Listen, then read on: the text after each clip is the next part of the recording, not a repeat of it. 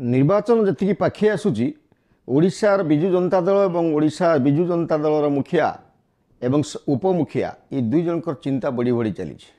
ଗୋଟିଏ ପରେ ଗୋଟିଏ ଜାତୀୟ ଗଣମାଧ୍ୟମ ଏବଂ ଜାତୀୟ ସର୍ଭେ ସଂସ୍ଥା ମୁଖ୍ୟମନ୍ତ୍ରୀ ନବୀନ ପଟ୍ଟନାୟକଙ୍କର ଲୋକପ୍ରିୟତା ହ୍ରାସ ହେଉଥିବାର ଦର୍ଶାଉଛି ଏବଂ ଜାତୀୟ ଗଣମାଧ୍ୟମ ମାନେ ମଧ୍ୟ ବିଜେଡ଼ିର ସଂଖ୍ୟା ଖସୁଛି ଏବଂ ନବୀନ ବାବୁଙ୍କର ଲୋକପ୍ରିୟତାରେ ଜ୍ୟାମିତିକ ହାରରେ ହ୍ରାସ ପାଉଛି ଏଭଳିଆ ରିପୋର୍ଟ ଦେଉଛନ୍ତି। ଏହା ନେଇ ଆମର ପାଣ୍ଡିଆନ ବାବୁ କାର୍ତ୍ତିକ ପଣ୍ଡା ଆଜିକାଲି କହିଲେଣି ଏବଂ ନବୀନ ବାବୁଙ୍କର ଚିନ୍ତା ବଢ଼ିଛି, ବ୍ଲଡ଼ ପ୍ରେସର ବଢ଼ିଛି। ଏ କ୍ଷେତ୍ରରେ ସେମାନେ ଆଉ ଗୋଟିଏ ଶକ୍ତିଶାଳୀ ଦଳ ସହ ର ସମର୍ଥନ ନେଇକରି ତାଙ୍କର ପୂର୍ବ ଲୋକପ୍ରିୟତା ଫେରାଇ ଆଣିବା ପାଇଁ ଚେଷ୍ଟା କରୁଛନ୍ତି। ଆସନ୍ତୁ ଏ ବିଷୟରେ ଆଜି ଆଲୋଚନା କରିବା। ଗୁମର କଥାରେ ମୁଁ ବିପିନ ଦାସ। ନମସ୍କାର ଦର୍ଶକ ବନ୍ଧୁ, ଆପଣ ଜାଣିଥିବେ ଅତୀତରେ ବହୁ ଜାତୀୟ ସଂସ୍ଥା, ଜାତୀୟ ଗଣମାଧ୍ୟମ ତାଙ୍କର ପ୍ରତ୍ୟେକ ବର୍ଷ ଗୋଟେ ଗୋଟେ ସର୍ଭେ କରନ୍ତି ଏବଂ ବର୍ତ୍ତମାନ ଗୋଟେ ସର୍ଭେ ରିପୋର୍ଟ ଆସିଛି ଯିଏକି ପ୍ରତ୍ୟେକ ବର୍ଷ ଭାରତବର୍ଷର 100 ଶକ୍ତିଶାଳୀ ଲୋକଙ୍କୁ କ୍ରମାନୁସାରେ ସଜାଏ ଏବଂ ଲୋକଙ୍କର ମତାମତ ନିଏ। ସେ କ୍ରମରେ ଆମ ନବୀନ ବାବୁଙ୍କର ସ୍ଥାନ ଅଛି କି ଏବଂ ଯଦି ଅଛି କେଉଁ ସ୍ଥାନରେ ଅଛନ୍ତି ଏବଂ ଆଉ କିଏ କିଏ ଅଛନ୍ତି ଏ ବିଷୟରେ ଆମେ ଆଲୋଚନା କରିବା। ଆଉ ଆପଣମାନଙ୍କୁ ବେଶୀ ଡିଲେମାରେ ନ ରଖି ଏ ସଂସ୍ଥାର ନାଁ ମୁଁ କହୁଛି Indian Express list of powerful Indians. ଏ ସଂସ୍ଥା ପ୍ରତ୍ୟେକ ବର୍ଷ 100 ଭାରତୀୟଙ୍କୁ, ଶକ୍ତିଶାଳୀ ଭାରତୀୟଙ୍କୁ ନିଜ ସର୍ଭରେ ଆଣିଥାଏ ଏବଂ ବିଭିନ୍ନ ରାଜ୍ୟ, ବିଭିନ୍ନ ଅଞ୍ଚଳକୁ ଗସ୍ତ କରିକି ଲୋକମାନଙ୍କର ମତାମତ ନେଇଥାଏ, ବିଭିନ୍ନ ପ୍ରଶ୍ନ ପଚାରିଥାଏ। ଏ 100 ଭିତରେ ରାଜନେତାମାନେ ବି ରହନ୍ତି, ମନ୍ତ୍ରୀମାନେ, ଆପଣଙ୍କର କେନ୍ଦ୍ରମନ୍ତ୍ରୀ, ମୁଖ୍ୟମନ୍ତ୍ରୀ, ରାଜନେତା, ଶିଳ୍ପପତି, ଫିଲ୍ମ ଷ୍ଟାର ଏମାନଙ୍କୁ ନେଇକରି ଏ ସର୍ଭେଟା କରାଯାଏ। ଏ ସର୍ଭେଟା ପ୍ରତ୍ୟେକ ବର୍ଷ ହୁଏ। ଯେ ନା କଥା ହେଉଛି ଯେ ବର୍ତ୍ତମାନ ଆମ ମୁଖ୍ୟମନ୍ତ୍ରୀ ଏ 100 ପ୍ରତିଷ୍ଠିତ ପାୱାରଫୁଲ୍ ଲୋକଙ୍କ ଭିତରେ ଅଛନ୍ତି କି ନାହିଁ? ଅଛନ୍ତି। ଏ ପାୱାରଫୁଲ୍ ଲୋକ 100 ଭିତରେ ଅଛନ୍ତି। ୟାକୁ ଶୁଣିକି ନିଶ୍ଚିତ ଭାବରେ ନବୀନ ବାବୁଙ୍କର ସମର୍ଥକମାନେ ଖୁସି ହେଉଥିବେ। କିନ୍ତୁ ଆମ ଜାଣିବାରେ ଏ ଖୁସିଟା ଏ କଥା ଶୁଣି ଆମ କଥା ଶୁଣି ସାରିଲା ପରେ, ସର୍ଭେ ରିପୋର୍ଟଟାକୁ ବ୍ୟାଖ୍ୟା କଲା ପରେ ଏ ଖୁସିଟା ଶେଷ ହେଇଯିବ। ଆମେ ଚଳିତ ବର୍ଷ ଯେଉଁ 2024ରେ ଏ 3 ଦିନ ତଳେ Indian Express list of powerful Indians ଯେଉଁ ସର୍ଭେ ପ୍ରକାଶ କରିଛି, ସେଥିରେ 1 ନମ୍ବରରେ ଆମେ କେବଳ ରାଜନୈତିକ ନେତାମାନଙ୍କ ସ୍ଥାନକୁ ନେବା, ଶିଳ୍ପପତି, ଫିଲ୍ମ ଷ୍ଟାରଙ୍କୁ ଛାଡ଼ିଦେବା। ରାଜନୈତିକ ନେତା ହିସାବରେ ଯେଉଁମାନଙ୍କ ସିରିଏଲ୍ ଅଛି ସେମାନଙ୍କୁ ଆପଣଙ୍କୁ ମୁଁ ଜଣାଉଛି। ସିରିଏଲ୍ 1ରେ ଅଛନ୍ତି ପ୍ରାଇମ୍ ମିନିଷ୍ଟର ନରେନ୍ଦ୍ର ମୋଦି ଏବଂ 2ରେ ଅଛନ୍ତି ଗୃହମନ୍ତ୍ରୀ ଅମିତ ଶାହା। 3ରେ ଅଛନ୍ତି ରାଷ୍ଟ୍ରୀୟ ସ୍ୱୟଂସେବକ ସଂଘର ମୁଖ୍ୟ ସରସଂଘ ଚାଳକ ମୋହନ ଭାଗବତ। ତାପରେ 2 ଜଣ ଶିଳ୍ପପତି ଅଛନ୍ତି। 6 ନମ୍ବରରେ ଅଛନ୍ତି ଉତ୍ତରପ୍ରଦେଶର ମୁଖ୍ୟମନ୍ତ୍ରୀ ଯୋଗୀ ଆଦିତ୍ୟନାଥ। ଆ ଭିତରେ ମଧ୍ୟ କେନ୍ଦ୍ରମନ୍ତ୍ରୀ ଅଛନ୍ତି। ତ ଆମ ମୁଖ୍ୟମନ୍ତ୍ରୀଙ୍କ ସ୍ଥାନ କେଉଁଠି? ଆମ ମୁଖ୍ୟମନ୍ତ୍ରୀ ସର୍ବଶ୍ରେଷ୍ଠ 100 ଶକ୍ତିଶାଳୀଙ୍କ ବ୍ୟକ୍ତିତ୍ୱ ଭିତରେ ତାଙ୍କର ସିରିଏଲ୍ ନମ୍ବର ହେଉଛି 47, 47। ଖୁସିର କଥା ଯେ ଆମ ମୁଖ୍ୟମନ୍ତ୍ରୀ 47ରେ ଅଛନ୍ତି। ପ୍ରଭାବଶାଳୀ ଲୋକ, ଶକ୍ତିଶାଳୀ ଲୋକ ଭାରତବର୍ଷ 100 ଜଣଙ୍କ ଭିତରେ। କିନ୍ତୁ ଏଠି ସେମିତି କାହିଁକି ଖୁସି ହେବା ଭଳିଆ ଲାଗୁନି? କାରଣ ଆମର ମୁଖ୍ୟମନ୍ତ୍ରୀ ନବୀନ ବାବୁ 2023ରେ 42 ସ୍ଥାନରେ ଥିଲେ ଏଇ ତାଲିକାରେ ଏବଂ ଚଳିତ ବର୍ଷ ସେ ପୁଣି 5 ତଳକୁ ଖସି ଆସିଛନ୍ତି। କେମିତି 11 ମାସରେ କେମିତି ଦ୍ରୁତ ଅବକ୍ଷୟ ହୋଇଛି ଏବଂ ତାଙ୍କର ପର୍ସନାଲିଟି, ବ୍ୟକ୍ତିତ୍ୱ ଏବଂ ଲୋକପ୍ରିୟତା କେଉଁ ହିସାବରେ ହ୍ରାସ ପାଉଛି ଦେଖନ୍ତୁ। ତ ଏଇଟା ଯଦି ଆମେ 2022କୁ ଯିବା, ସେଇ ସର୍ଭେରେ ସେଠି ଆମ ମୁଖ୍ୟମନ୍ତ୍ରୀଙ୍କର ସ୍ଥାନ ଥିଲା 33।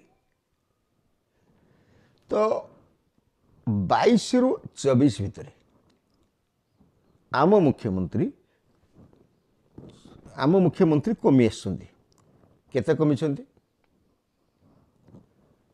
47 एवं थिले पूर्वर 33 तापूर्व एवं 33 थिले 2022 रे एबे हेले 47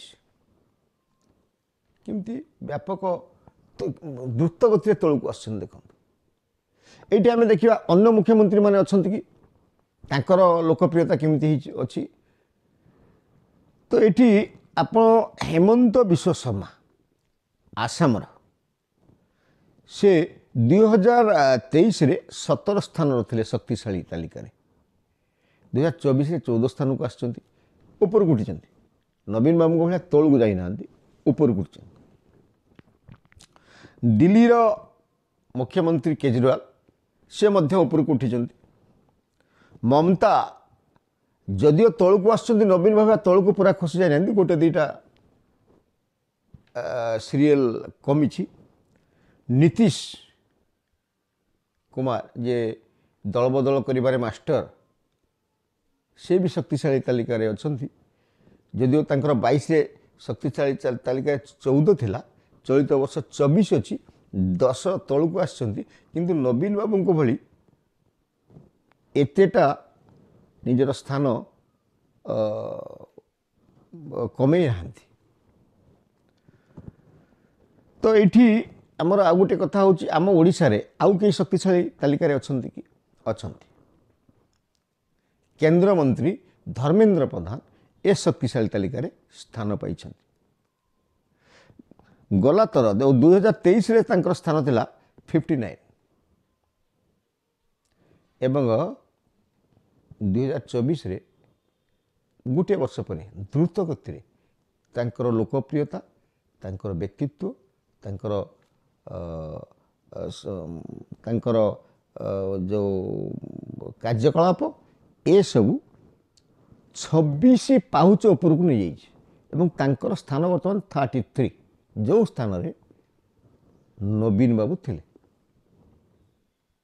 आकलन करंतु ये निर्वाचन वर्ष या पूर्वर इंडिया टुडे तार सर्वे करिथिला जेटा कि बिजु जनता दल खसुची एवं नरेंद्र मोदी दल भारतीय जनता पार्टी ऊपर को उठुची एवं सेथिरे विधानसभा एवं लोकसभा रे बिजु जनता दल अपेक्षा भारतीय जनता पार्टी अधिक सीट पाए बोली आकलन करथिला तापर पर टाइम्स नाउ मध्य ता सर्वे कहिथिला बीजेडी खसुची बीजेपी बढ़ुची से मध्य संसदीय क्षेत्र रे एवं विधानसभा क्षेत्र रे बीजेपी को ऊपर को नहीं थिला एवं बीजेडी को तले रखिथिला एवं फेडराल तमिलनाडु गोटे निर्भरযোग्य सर्वे संस्था से तो धूली चटई 20 करथिला 20 बीजेपी 1 बीजेडी जी न्यूज 5-6 दिन आगु तार सर्वे रिपोर्ट आसाला सी बीजेपी को 11 और बीजेडी को 9 एभलिया आकलन कर तो कथा हूँ